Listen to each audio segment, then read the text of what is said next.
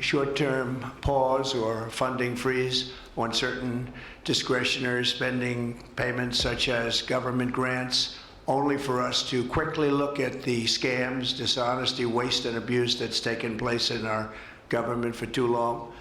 As was explicitly stated, this in no way affected Social Security, Medicare, Medicaid, or other entitlements that Americans depend on.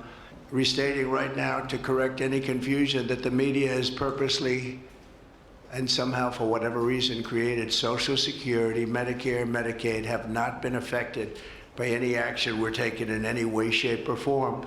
We are merely looking at parts of the big bureaucracy where there has been tremendous waste and fraud and abuse.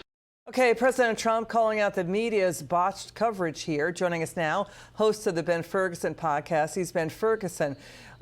Ben, what was so hard about this? Why do you think the media was so confused over this? I lost my earpiece here. Give me a second. Okay, I'll give you a second. That's okay. For a second there. So as Ben is going to get plugged in here, the president was just taking the media to task for misreporting. The programs are not affected by Trump's spending freeze. We're showing it. Medicare, Medicaid, SNAP benefits, welfare, Meals on Wheels, Social Security, and more. So Ben, Head Start, student loans, you see the list. Ben, why did the media misreport this? Why did they get it so wrong? What was so hard to understand? Yeah, look, I think this is a very clear point where this media is going to do everything they can to undermine Donald Trump, even if he has a clear mandate from the American people. And the American people have made it abundantly clear they want to get rid of the waste, fraud, and abuse in our government. And so the easiest way to do that is to fearmonger. And if you put out a statement saying, well, this is going to mean Social Security checks don't show up and food stamps are going to stop and people are going to go hungry and they're going to suffer, and Medicare and Medicaid, and they're not going to be able to get their prescription drugs. You have people that understandably would lose their minds over that because something that they need for their security, for their life, for their kids to eat, for the prescription drugs that can be life-saving prescription drugs, all of those things are kind of the third rail. You don't touch them. And so the easiest way to attack Donald Trump is to lie to the American people and to tell them that Donald Trump did something even though they know he didn't do it. And I do love the fact that this president came out, had another moment with the press, and made it very clear. All of these programs are safe. I'm not touching them. And fine, we'll even push back for a second, rescind this, but we're not going to stop the mission. We're going to stop having your tax dollars go to abuse and to Democratic pork barrel projects all over the world that the American people shouldn't have to pay for. It is really sick, though. The media scared this many people on these programs just to try to win a political war with Donald Trump. Yeah, the hatred of Trump is really just deforming the national conversation. People can't get it through their heads it's a real sickness out there. So, when we saw the numbers, we looked into it and dug in.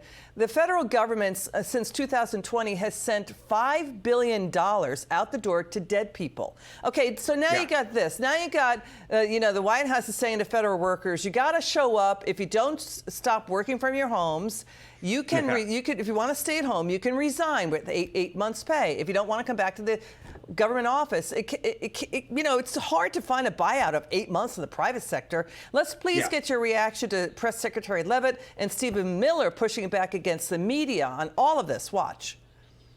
Social Security benefits, Medicare benefits, food stamps, welfare benefits, assistance that is going directly to individuals will not be impacted by this pause. I have now been asked and answered this question 4 times. To individuals at home who receive direct assistance from the federal government, you will not be impacted by this federal freeze. Is this pause going to affect Medicaid?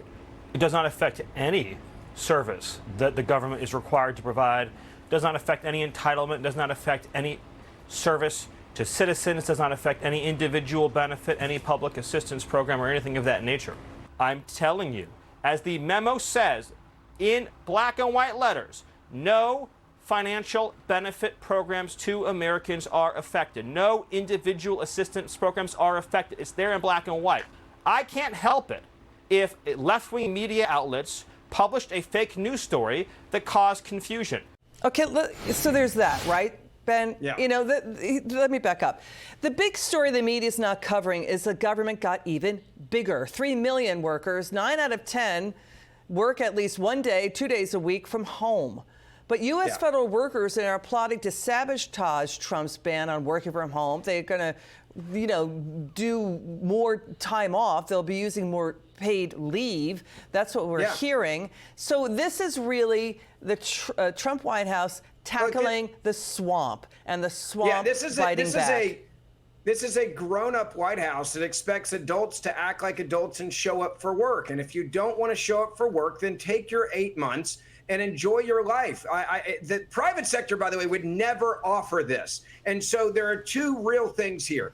Jake Tapper over at CNN needs to grow up and be an adult and stop scaring his audience and old people to score points. And people that are in our government, you need to grow up and show up for a job just like I do and every other American does in the private sector every day. And if you're lazy, then be lazy and sit at home. But don't make me pay for you to sit at home on your couch in your PJs while you don't go into an office and do your work. Either go to work and work for the taxpayers, or please take this buyout because we don't need you. Okay, Ben Ferguson always knows how to wrap it and wrap it well. Thank you so much, Ben. It's good to have you on. Good to see you.